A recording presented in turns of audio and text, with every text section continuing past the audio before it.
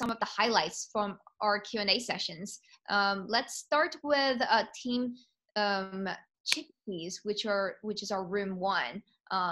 Do we have a volunteer from Team Chickpea to share some highlights? Justine, maybe you can share for us. Okay, I'm happy to share. Oh, you're on mute, doll. Justine is on mute. Yeah. We can't hear you, You're on Justine. mute.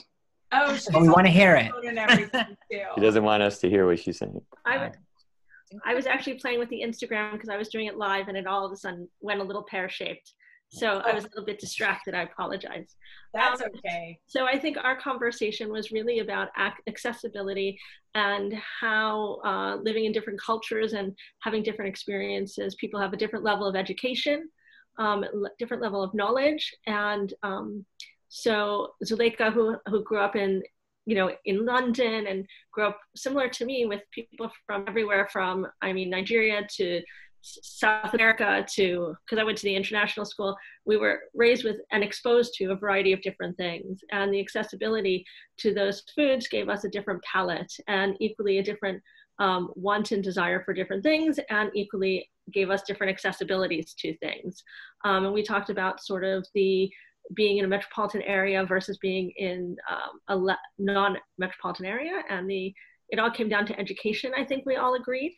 And we learned a little bit about Zuleika's company and how it's going to now come to Marin. So I too can eat more mindfully and have greater access to healthy food solutions, and equally be mindful of the environment and have access to that through her as another resource, and save money at the same time, which makes it even more accessible. Yeah. Did I miss anything, ladies? I think that was the gist of it. I love how international our rooms are. Yeah. Yeah. So let's move on to Team Split Pea. Can we have a volunteer from Team Split Pea?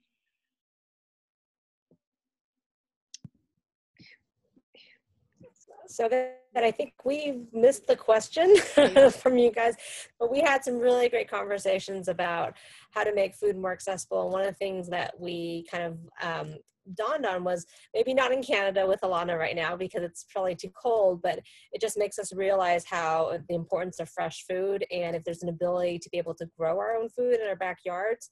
I know Susan has a farm, she has a garden that she grows things, but it's such an imperative right now, and it's spring season, and here, and at least in California, it's kind of be a nice message to get out to people if that's something that they can do right now to kind of help the situation.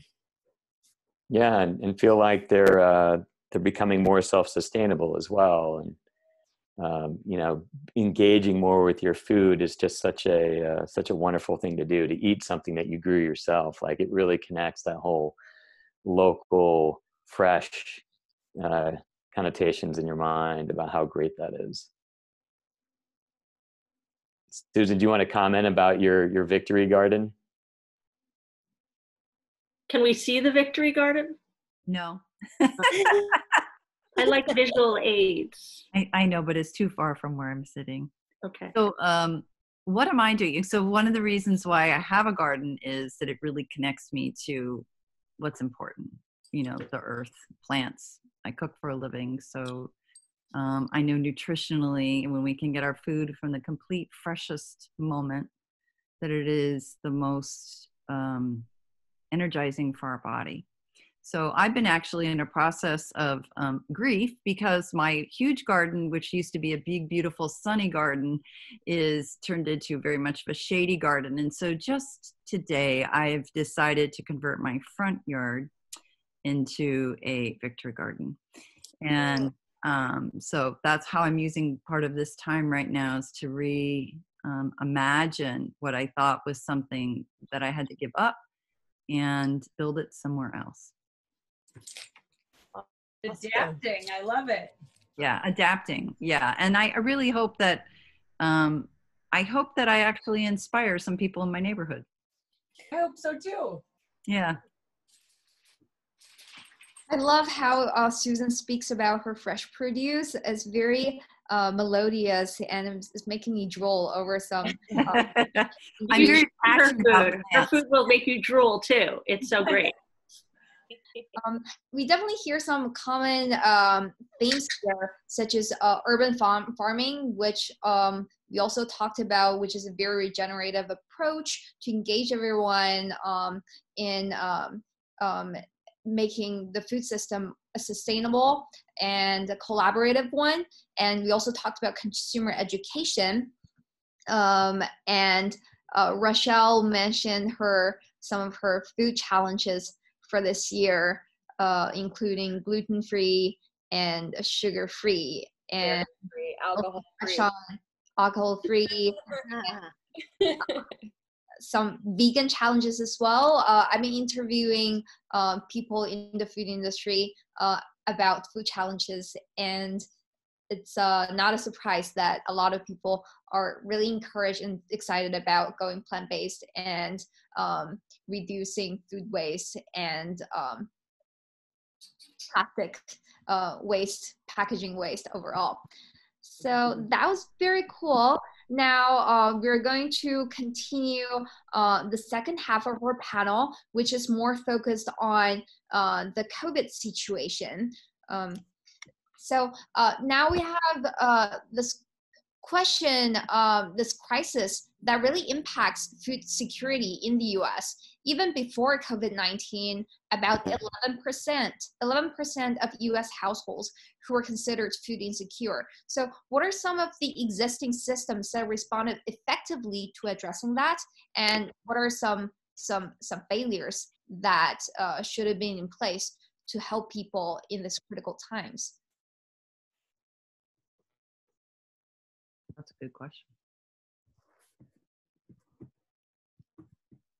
That's definitely not me. Yvette, do you mean just generally in terms of systems, or you mean in, can you just clarify a little bit more? Yeah, for sure. So when we think about those systems, there is USDA and FNS, which is Food Nutrition Service. These are the first to mind systems, but we also have the business side and even NGO volunteer organizations. Because everything is changing so quickly now, there are a lot of uncertainties. It's a time of solidarity, even though we don't have like a strategic alignment. So just what are some resources that you think have pivoted and provided really helpful food resources to people right now, not limited to USDA and FNS? Yeah, I mean, I can begin and just say that there's one step right before that is getting information to people just on what is available where they are. And right now there's a real patchwork or tapestry, I guess, of trying to figure out what is available to you. Now, what is available to me here in the Bay Area is going to be different than what is available to Melissa in Joshua Tree, for example. We had this discussion about, where are farmers markets available there? Are they available here? What startups are available here that are not available there? And then there are other parts of the country where your only option is your local store, and maybe that the nearest store is shut or is limited in what it has, and therefore now you have to travel even further. Maybe it's food banks that are close to you if you need access to food banks, or maybe there are other relief support systems or NGOs. So one, there is a desperate need right now to build organizational information and structure that information and get that information to as many people. And then secondly, there's an effort to try to, as you said, have some solidarity. Right now, what is happening certainly here, I think in the Bay Area and probably in the other parts of the country as well, is there's a lot of individual organizations, nonprofits, startups, big companies working in isolation, in silos, all trying to do kind of the best that they can to cobble through. In the grocery sector in particular, we're in this kind of interesting class to where grocery stores and grocery services, along with doctors and hospitals, are in this class of individuals and companies that are able to be out and about and servicing and delivering and working in their stores and working on the front lines, right? And actually both being exposed to more members of the public. Especially if you work inside of a grocery store today, or if you're stacking shelves today, or if you're handling product that's coming in, as well as whether you're working in a medical institution as well. And a lot of those people internally have real concerns about doing that work, and then externally customers have questions and concerns about accessing those services in the first place. So right now we are going through a movement of even just trying to figure out what's available and at what capacity, because everything pretty much has either had to scale down its capability. Even a business like ours that is growing exponentially fast, we still cannot operate in normal times. It's very, very difficult to hire people. It's, and integrate them. Yes, there's people that need work, but how do you integrate a workforce? How do you ensure you create a bigger and bigger workforce that doesn't get sick, that doesn't spread the virus between themselves, that is able to stay healthy and interact with the public? To what degree can they interact with the public? So that is, I think, one of the biggest pieces is the information piece today around, and we're all kind of trying to do it mostly in isolation today. I've only really seen measures today that are being announced around business loans,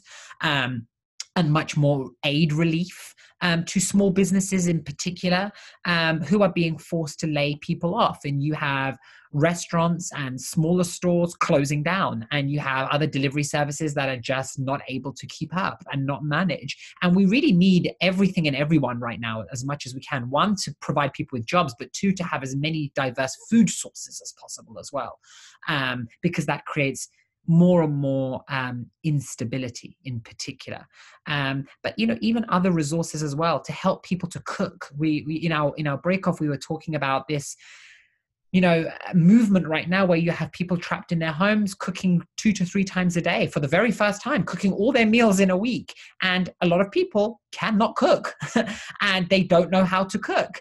And how can we help people? How can we create more platforms and share? And be that YouTube, or be that masterclass, or be that other resources as well?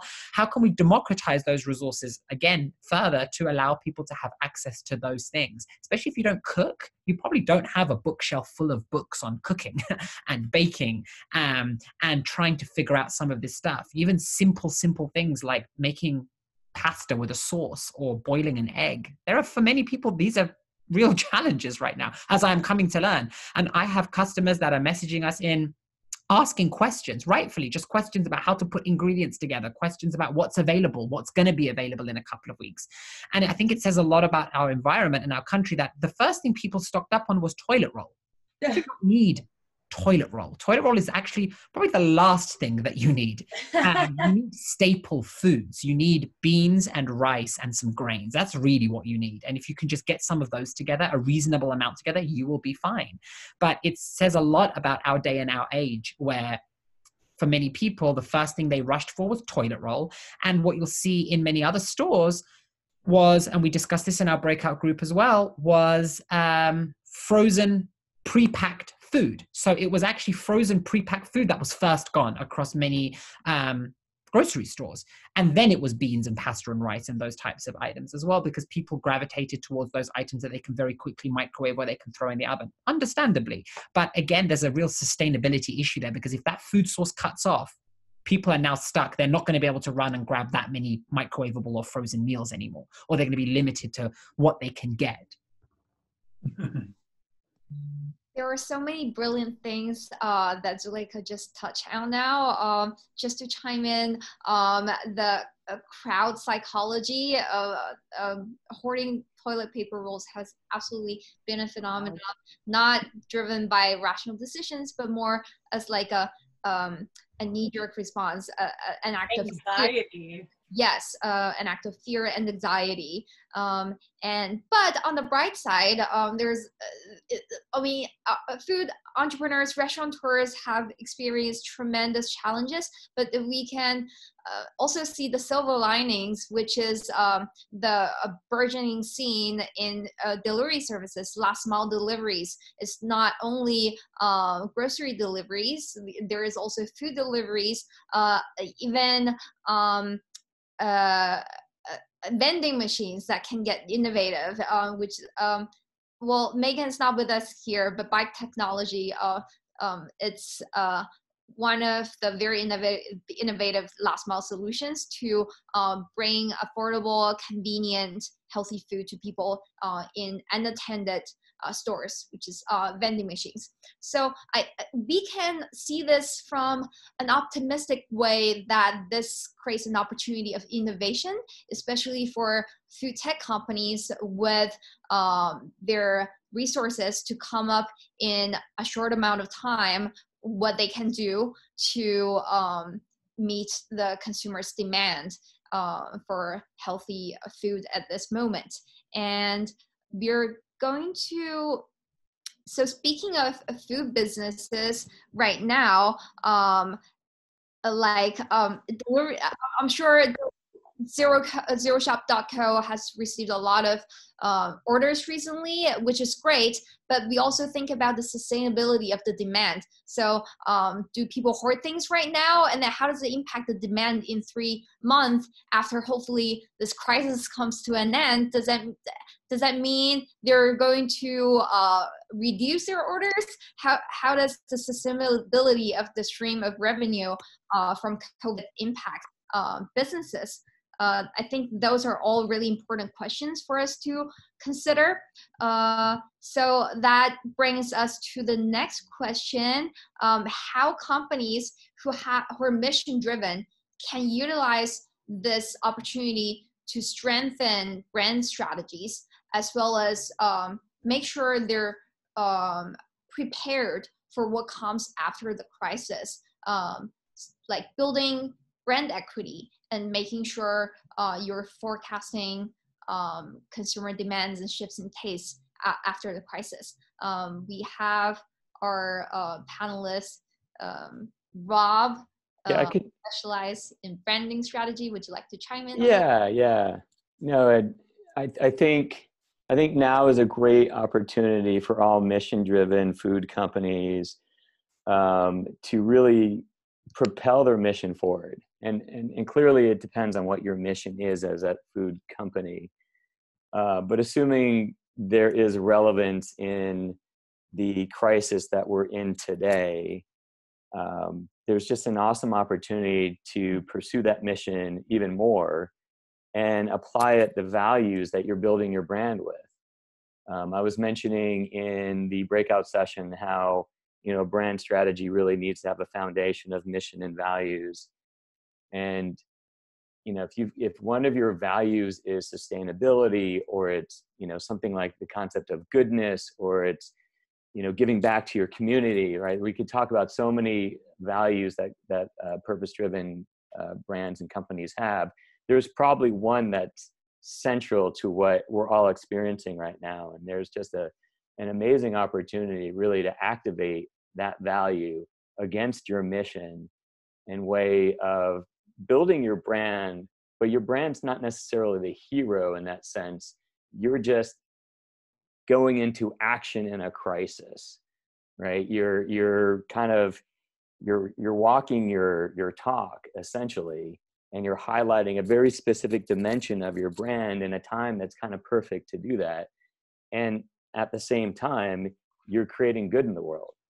And so care should be taken about the messaging around that, and make sure that you are actually doing something good and it doesn't feel self-serving. And, product placement is probably not part of the social media strategy. It's more about deeds, actions, things that you alone can do uniquely in this crisis, that just is telling a good story that then people want to know about.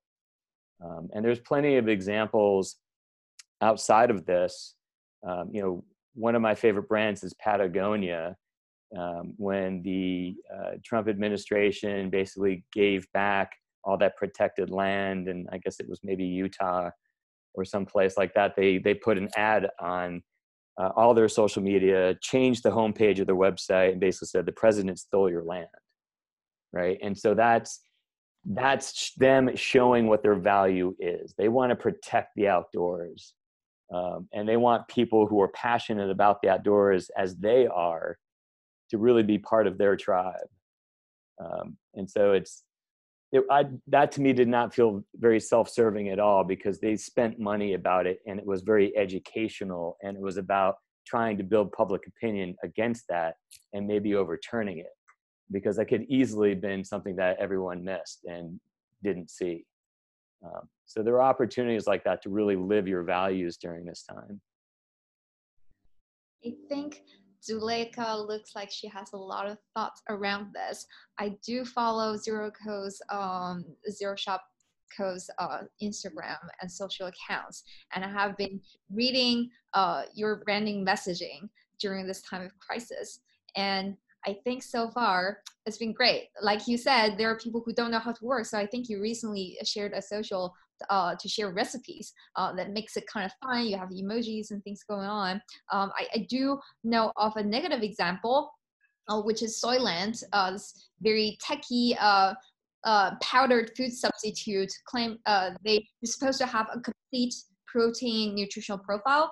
They launched a social post encouraging people to somewhat hoard their products because it has a long shelf life, and that received an overwhelmingly negative social response. Possibly they lost customers just because of that one post, which they didn't take down yet. So Right. what do you think about this? Well, that's totally self-serving, just my 2 cents, but go, Zuleika. I wasn't aware of that particular example. Yeah. I'm going to look it up now when Me too. leave.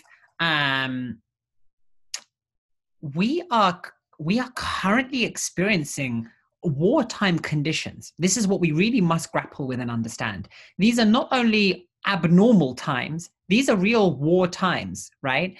And I've read several articles that are like, prepare to be a wartime CEO. We're going through a period of war, and there's a real reckoning that is happening. And there's kind of two sides to this coin. There are really amazing businesses and amazing restaurants right now that are closing down. They are struggling, and they are suffering through this particular experience.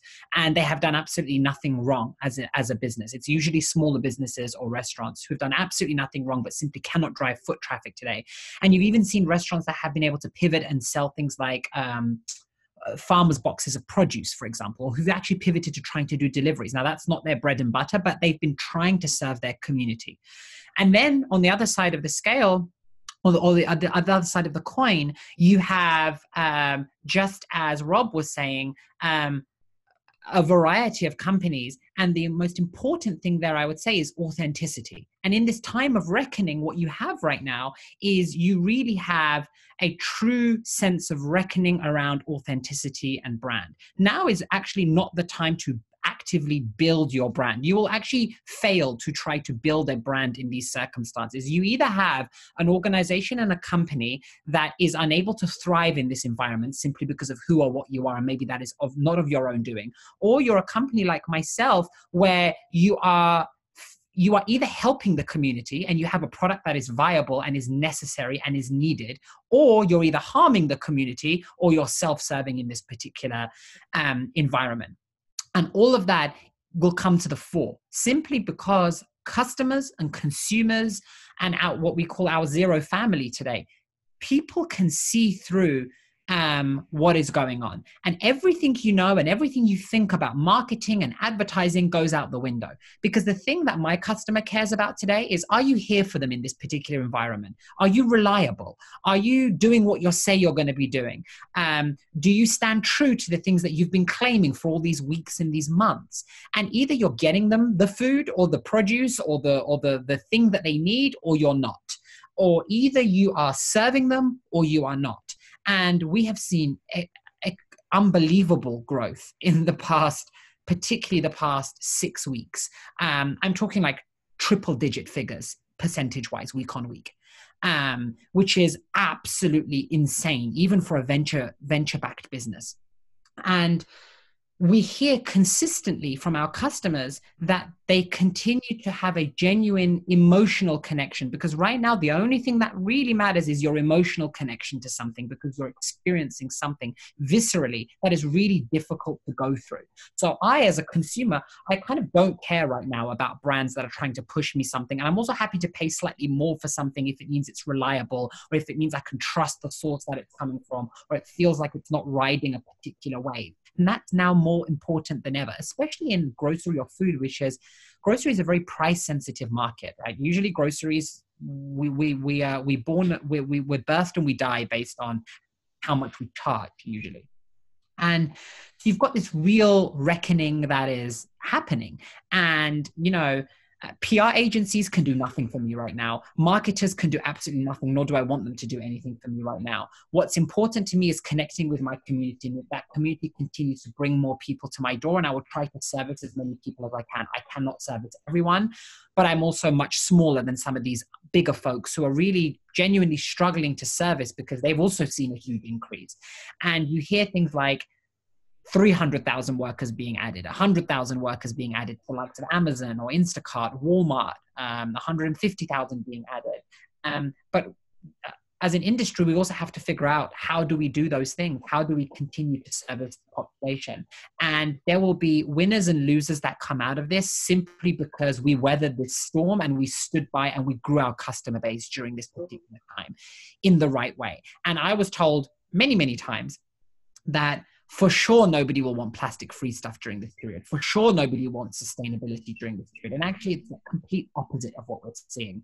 We've even seen an uptake simply because people like the sturdy, wipe clean jars. They didn't want people touching their goods over and over again in a store that's in a flimsy plastic or paper box, for example, or product that's been picked on and off the shelves by you're not sure by whom. So, you know, we've seen a value proposition resonate we never even anticipated. Yet people have continued to share us on social media and share it with their friends and say, look, there's an alternative out there that can get you stuff, that can get it for you next day, that is a really good price point. Yeah, we don't have 10,000 items in the store. We have 350 items in the store, but it's enough for you to build a basket and get what you need pretty much the next day here. And that really resonates. And there are other brands right now that are resonating for the same types of reasons. And you'll see many brands, maybe the one you mentioned and others, that will really struggle to come back from the inauthenticity that they're displaying today. Just sounds like you have this unwavering accountability to your customer. And I mean, I come from a camp where it starts with the customer and it ends with the customer. And, you know, I think that just stems from your own essence as a person, and that's trickling down into your company too, which is extraordinary. And thank you so much. That really means a lot to me as well, because how do you say to people, I'm going to deliver to you, I'm going to deliver to you in 2 weeks or 3 weeks from now. By the way, when I deliver, half your items are going to be missing. And then once I've delivered only 50% of your basket, it's going to take me 4 weeks to give you a refund. That is the experience that many, many people are having online. And then when they're going into their local stores, they're either faced with a lack of stuff on the shelves. And then I hear real experiences of people who work inside of those stores getting real abuse from people who are making demands of items that they want, or why have you run out of this thing, or displaying a behavior that, you know, those individuals who work in those stores have to put up with, or other shoppers have to put up with. So there's a lot of illogical behavior that's going on right now. And there are a lot of brands that are doing dirty by people right now because they haven't either put the effort in. And I'm talking about companies that have a lot more money than I have. And it doesn't make sense to me why some of this stuff is not working. And it's not working because it's driven purely by greed. It's not built by, how can I make a profit and build a company and hire people and also service as many people as possible? It's better that I service 50 people and do it well than I try to service 100 people today and do it miserably and end up serving only 10. And the latter is the experience that most people are having today. So I appreciate that. And again, the more we can support the local companies, the local businesses that are in our neighborhoods, when we come out from this apocalypse, there will be companies and restaurants and grocery stores to continue to go to, then coming out and finding that there is a barren wasteland of nothingness left, because we have only been able to consume from a couple of giants that have done wrong by us during this period.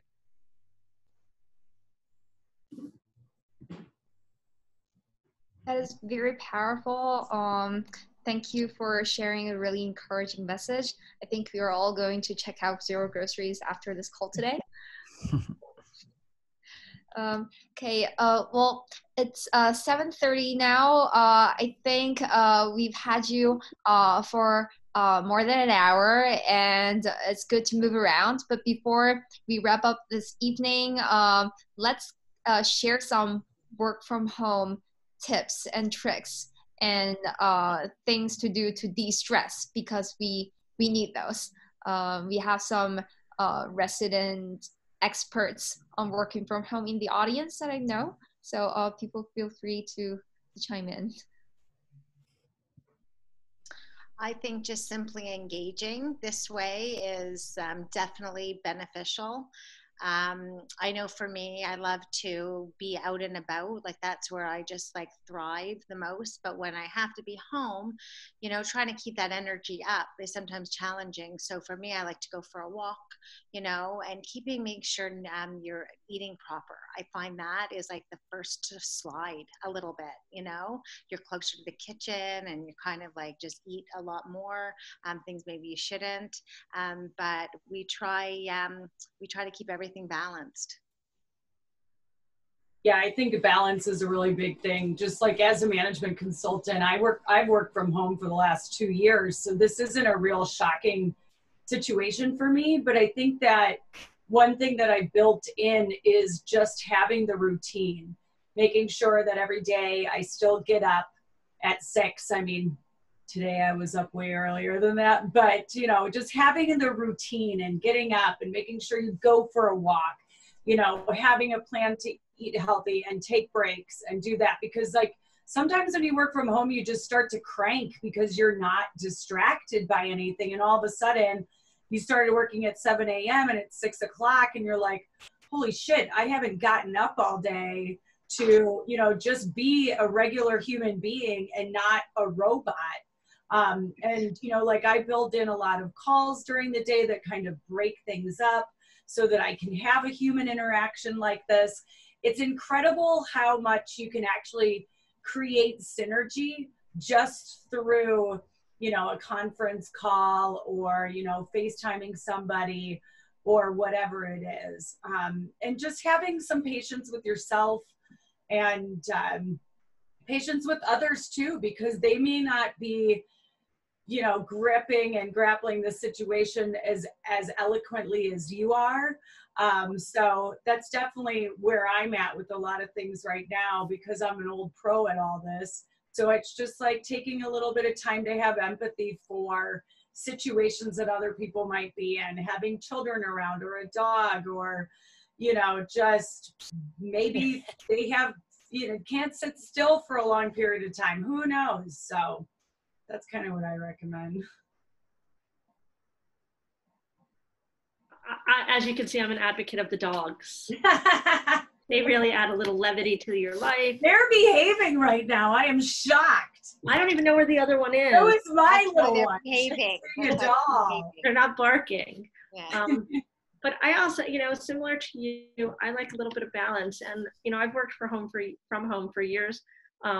You know, in my former life, when I ran a gaming company for 10 years, I worked remotely. And I would every day create, you know, I'm going to have a breakfast meeting. I'm going to have a lunch meeting. So I made sure to get out and engage with other people. So this, while different because we're clearly in the house, still requires, I think, creating those same routines for yourself. You know, I try to walk the dogs. That doesn't always happen. It's been raining. It's been cold. I'm lazy. I don't know, a whole variety of reasons. And I do try, we have now included, we're incorporating into our community is mindfulness, and we've brought on a new partner. And so every day I've been listening to him and getting his texts and reading his messaging to see how we're going to incorporate it into our community. So I take that time also to practice that. And I think that that's really important and powerful. If anybody's interested in that, I can also send you the link. And I'd love the feedback so we know if it's something that the community would like. Thank you, Justine.